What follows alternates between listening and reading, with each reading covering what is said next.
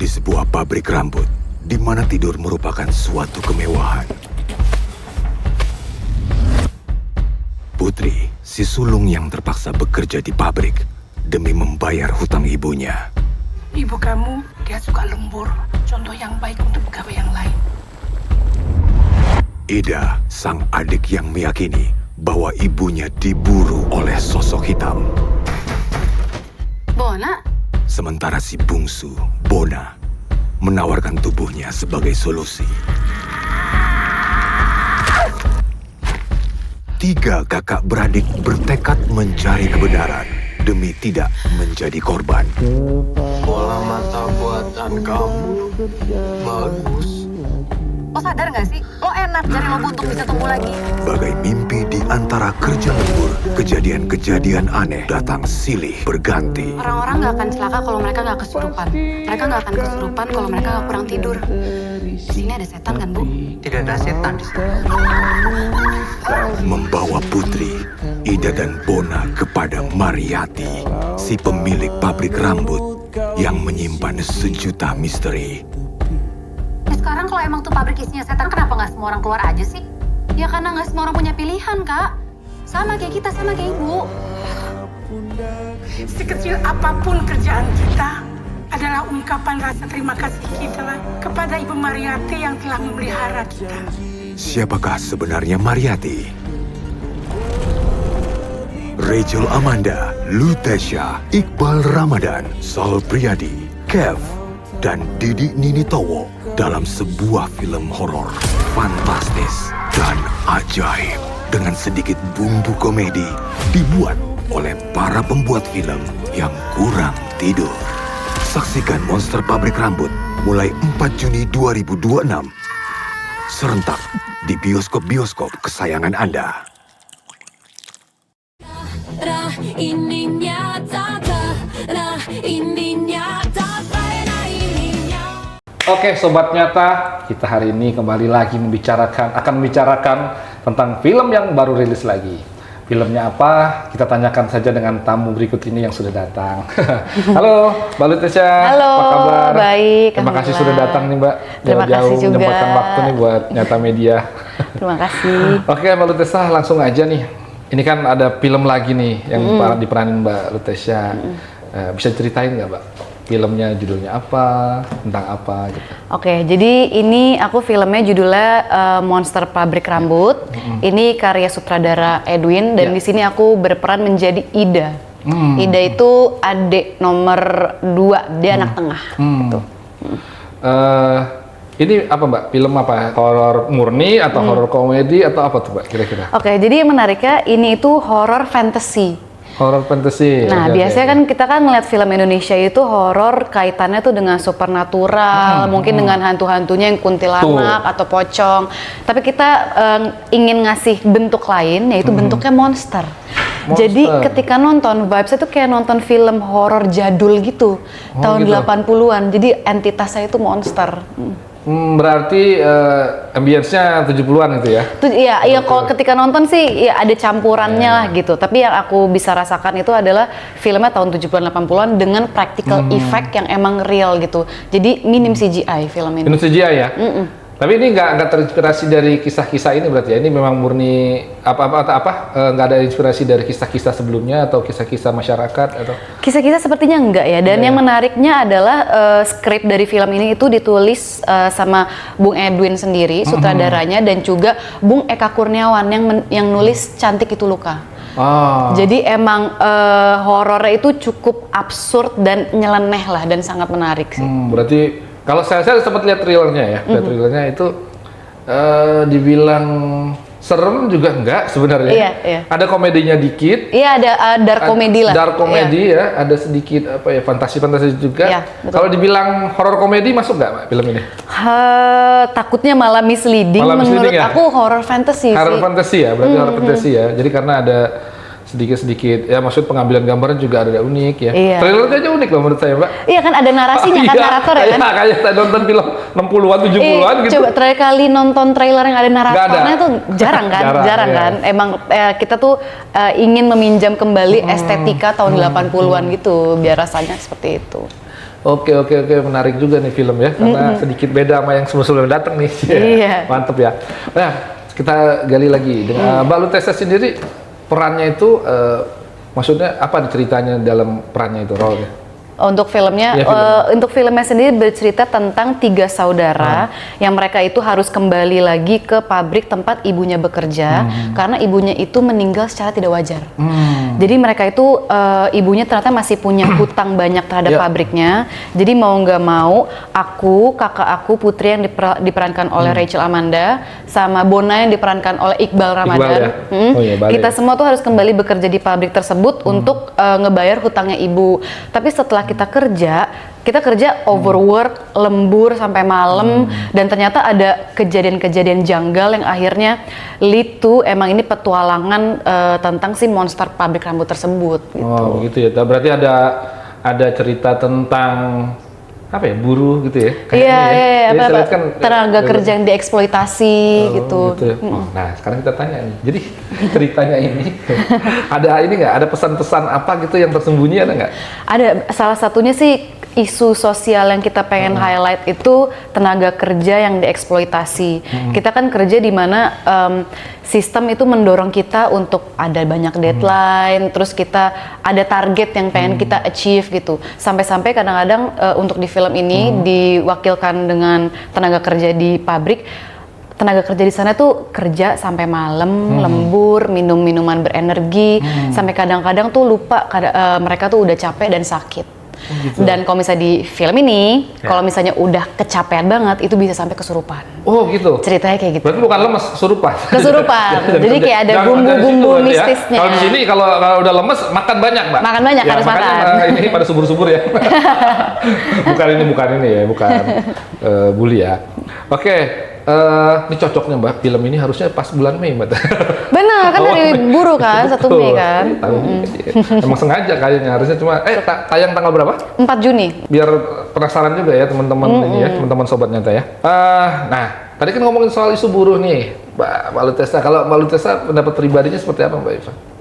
Tentang ya, tadi kan ngomong tentang overtime, tentang buruh. Menurut Mbak Lutesha seperti apa? Menurut aku sih yang pengen di-highlight dari film ini juga tuh bagaimana kita itu menormalisasi overwork dan overtime. Kan orang-orang tuh bilang kayak ayo semangat kerja, kita harus mencapai cita-cita kita, kita harus nyampe target kita gitu. Tapi lama-kelamaan kita itu lupa sama diri kita sendiri, kita lupa dengan self-care, kita kurang tidur, kita kurang kurang perhatian lah sama badan kita gitu.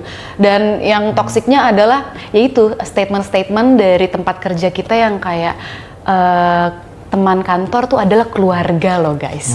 Padahal enggak, padahal menurut aku di kantor itu harus ada boundaries juga. Kok ketawa? Kenapa relate kah? Apakah relate? Relate ya? Enggak, di sini baik ya, betul. Jadi menurut aku di tempat kerja emang juga harus dikasih boundariesnya juga gitu. Kalau misalnya masih punya jatah cuti ya dipakai gitu. Kalau misalnya emang sudah pulang jam 5 ya segera pulang. Kalau misalnya lembur ya mungkin ada overtime-nya. Dia emang nggak harus kerja keras, dia harus semuanya harus kerja keras ya. Ya. Kayak ngomong aktivis tuh sama aktivis buruh. Masa sih? Ada. Saya kan ini kan tentang film ya, disclaimer ya, bukan aktivis ya kan. Berarti inilah ya, maksudnya isu-isu sosial juga banyak lah ya tentang pekerja wanita juga ya kalau saya lihat itu ya. Betul.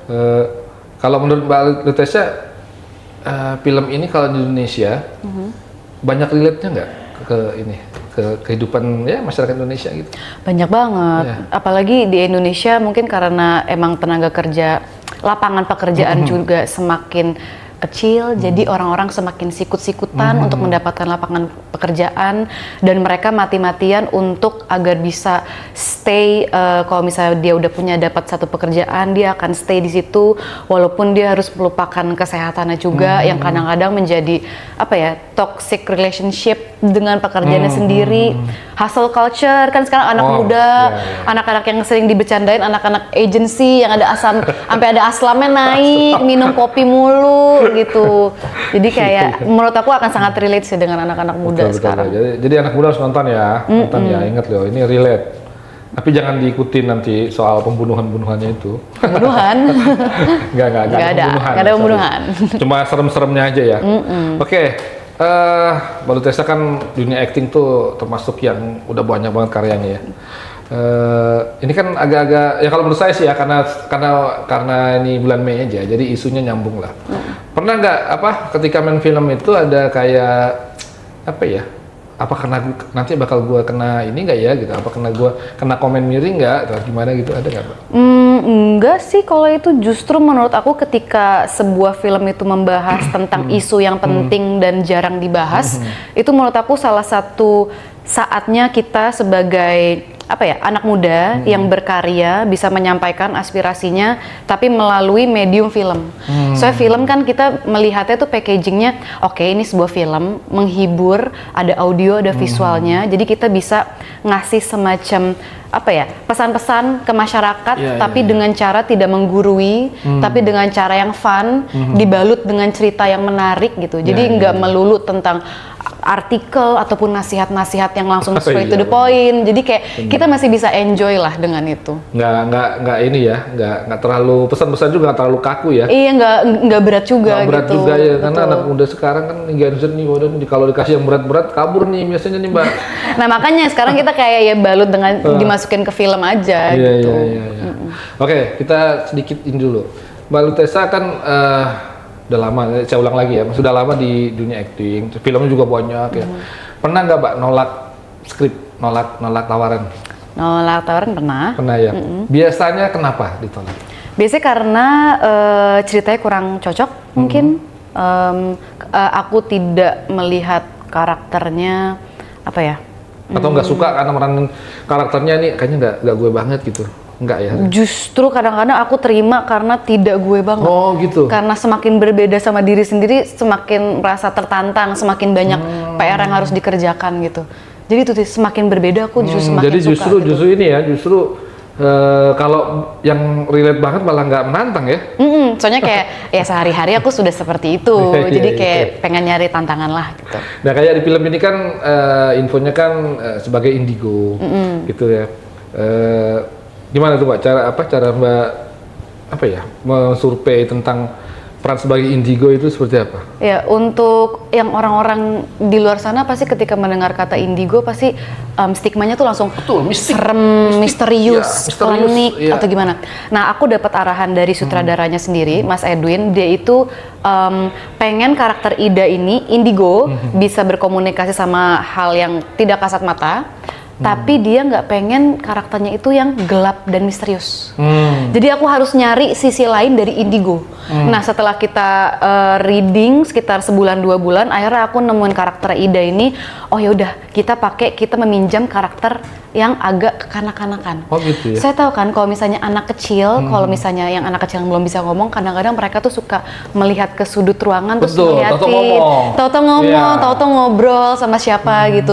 Jadi kita meminjam karakteristik anak-anak tersebut ke karakternya Ida gitu. Ya, berarti bukan indigo yang tahu-tahu ngeramal apa. Iya, gitu yang kayak tiba-tiba serem, klinik, yang malesin gitu.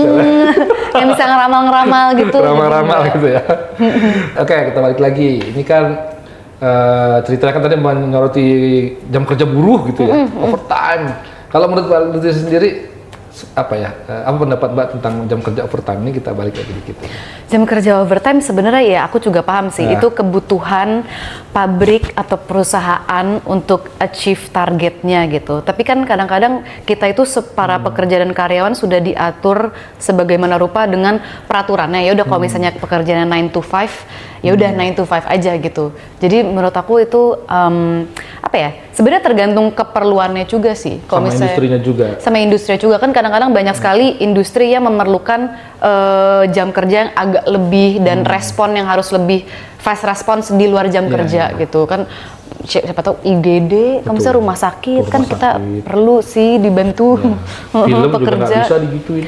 Pasti pernah ngerasain calling pagi, syutingan malam kan? Dulu pernah, tapi sekarang udah lebih better loh, Udah better ya? sangat baik, udah lebih Iya, baik iya. sih. Mungkin saudara sekarang juga harus hati-hati sama Gen Z. Sama gen-gen kita ini nih, banyak protesnya Mbak soalnya. Nggak, semakin kritis kita semakin kritis. baik, biar Iya, jam iya. kerjanya dan peraturannya semakin tertata lah gitu. Film ini kan infonya juga tayang di Berlin. Terus judulnya sedikit diganti apa ya? Judul internasional Sleep No More. iya, Sleep iya. No More. Boleh ceritain Mbak, ceritain ininya. Kebetulan. Kenapa bisa tayang di Berlin? Terus kenapa mesti di apa namanya? Judulnya sedikit di apa? Oke. Kan kalau diartiin beda dong, beda banget. kan. Benar-benar, tapi kalau misalnya emang film Indonesia yang keluar negeri, masuk film festival luar negeri itu memang harus punya judul internasional yang dibahasa Inggris kan.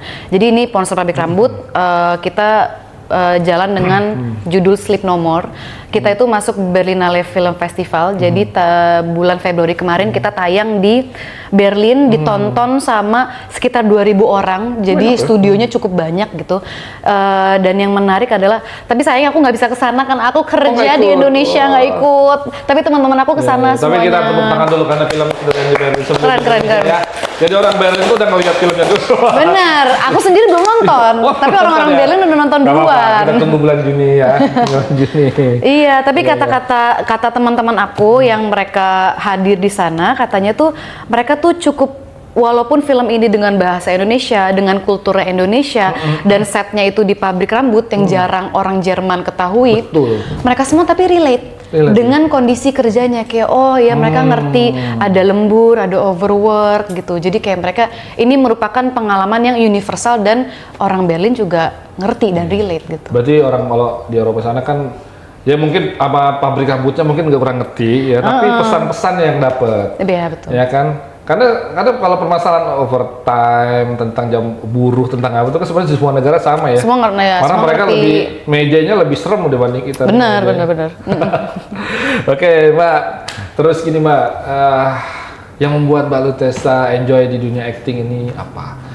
Dan apa nggak pengen nyobain yang lain, misalnya penyanyi kayak apa? Nyanyi enggak sih. Atau apa gitu ya? Atau mungkin ada cita-cita pekerjaan yang di luar acting? Kenapa aku enjoy di dunia acting? Mungkin sebagai aktor aku dikasih apa ya, nyoba berbagai macam kehidupan kali ya, dan aku belajar banyak sekali dari dunia acting. Kayak aku bisa mencoba menjadi, misalnya Ida bisa menjadi kerja di pabrik rambut, dan aku di sini ikut workshop juga seharian, bener-bener nyulam rambut palsu satu persatu. Kita dikasih workshopnya, jadi kayak mencoba berbagai macam kehidupan. Itu menurut aku sangat menarik. Jadi untuk kalau ditanya apakah pengen mencoba karir selain acting, untuk sekarang sih kayaknya belum sih, kayak masih seru sih Masih di seru sini. ya? Masih Tawaran seru. banyak, bro. Iya, jadi kayak seru sih di sini dulu. Seru, tambah tawaran banyak ya kan? Bisa nyobain macam-macam wawasan. Ya Iya, kan? bener. Oke, seandainya tiba-tiba entah kenapa mungkin dari keluarga atau disuruh berhenti acting, kira-kira apa alasan yang paling jujur dari Mbak Lutessa? Kira-kira aja. Kalau misalnya aku disuruh berhenti acting, Ya misalnya tiba-tiba harus berhenti nih gitu. Kira-kira kenapa ya? Gua harus jadi apa ya gitu? apa? Menghayal aja dulu, Mbak. Oke. Mungkin kalau disuruh berhenti acting, iya aku berhenti acting, tapi aku tetap mau main di belakang layar. Ya. Mungkin seperti produser. Cocok. Iya, jadi kayaknya sih ya itu mencoba producing film Producing gitu. film, Kalau ya. ngayal-ngayal ya. Kayak seru Tapi sih. banyak kok aktornya di produser. Iya, Kan iya, jadi belajar di sutradara ada ya. Si Iqbal Ramadan juga jadi eksekutif produser di film ini. Nah itu contoh satu. Betul. Jadi dia selain main jadi talentnya, jadi Bona, dia juga jadi EP di film Itu ini. ya.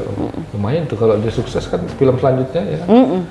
Jadi dia bisa main film sendiri ntar, film dia sendiri. Bisa bikin film sendiri ya. Sendiri ya kan. Hulu ke hilir. Oke.